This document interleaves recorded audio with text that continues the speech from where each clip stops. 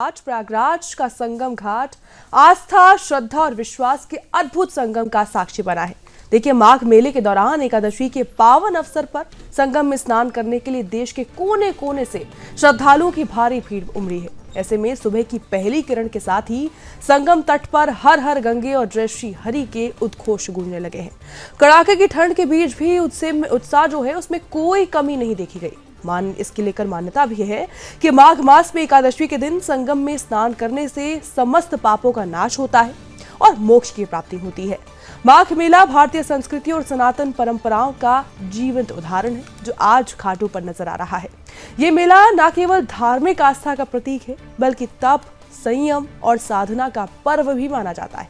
कल्पवास करने वाले श्रद्धालु पूरे माघ महीने संगम तट पर रहते हैं, नियम से रहते हैं, व्रत करते हैं, भक्ति में लीन रहते हैं। आज की एकादशी का विशेष महत्व इसलिए भी है क्योंकि एकादशी भगवान विष्णु को समर्पित मानी जाती है।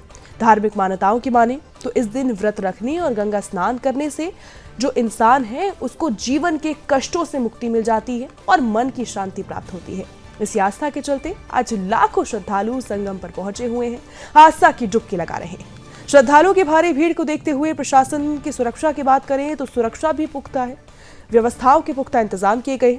वहीं संगम क्षेत्र में अतिरिक्त पुलिस बल की तैनाती है, गोताखोरों की तैनाती है, चिकित्सा शिविर भी लगाए गए हैं। साथ ही जो स्वच्छता है वो भी कर्मियों की व्यवस्था की गई है। प्रशासन लगातार श्रद्धालुओं से अपील भी कर रहा है कि वो निर्धारित घाटों पर ही स्नान करें और सुरक्षा नियमों का पालन करें।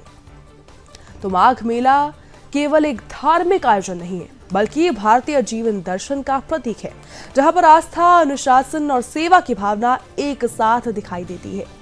एकादशी के इस पावन अवसर पर संगम में डुबकी लगाकर श्रद्धालु न केवल पुण्य अर्जित कर रहे हैं, बल्कि सर्दियों में पुरानी परंपरा को भी जीवित रखे हुए हैं।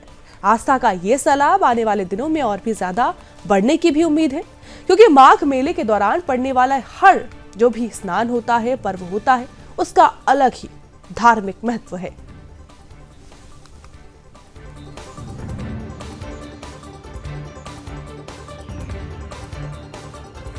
देखेंगे कि एकादशी के पर्व के ऊपर भी कई सारे लोग स्नान कर रहे हैं। जैसा कि अभी फिगर आया है, सुबह 6 बजे तक लगभग 9.5 लाख लोगों ने स्नान कर लिया है और हमारे सभी घाटों पे श्रद्धालुओं के द्वारा स्नान किया जा रहा है। लगातार स्नान हो रहा है, लगभग 3.5 किलोमीटर लंबे घाटों पे स्नान किया जा रहा है।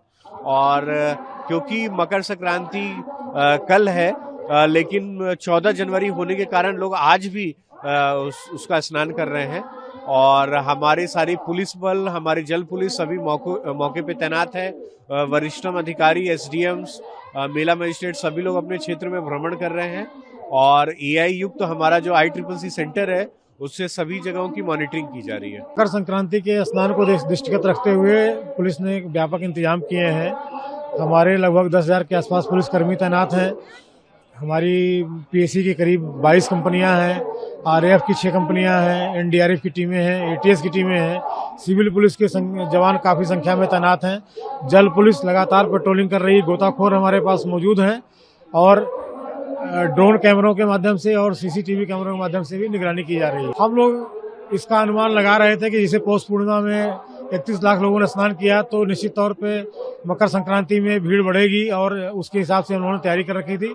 आप देख रहे हैं लगभग 9.5 लाख से अधिक श्रद्धालुओं ने 6 बजे तक स्नान कर लिया है।